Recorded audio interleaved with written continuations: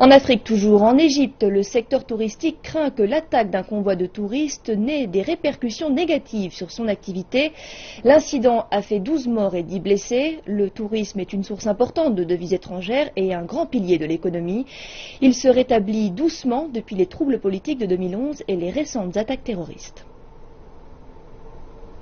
L'opération antiterroriste de dimanche pourrait porter un nouveau coup dur au secteur touristique égyptien. Le gouvernement travaille en effet à revitaliser l'image de marque du pays et de convaincre les vacanciers étrangers que le pays est sûr. Le secteur touristique a été décimé après les troubles politiques de 2011. Plusieurs pays, Japon, Chine, Inde et Espagne en tête, ont mis en garde leurs ressortissants contre les risques sécuritaires. Une vague d'attaques terroristes visant les grandes zones touristiques est venue affaiblir un peu plus encore le secteur. Les revenus du tourisme se sont élevés à 982 millions de dollars l'an dernier, contre 1,6 milliard en 2010. L'an dernier, un peu moins de 10 millions de personnes ont visité l'Égypte, soit 32% de moins qu'en 2010. Mais on voit quand même poindre des signes d'amélioration. Au premier trimestre, le nombre de touristes a augmenté de quasiment 7%.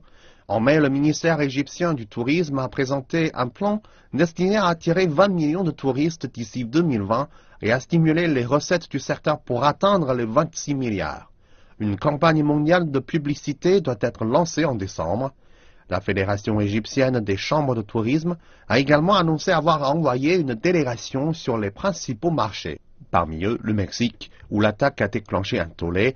Le ministère mexicain des Affaires étrangères a confirmé que 2 des victimes et au moins 5 des blessés étaient des ressortissants mexicains et a demandé au gouvernement égyptien une enquête approfondie sur les circonstances du drame.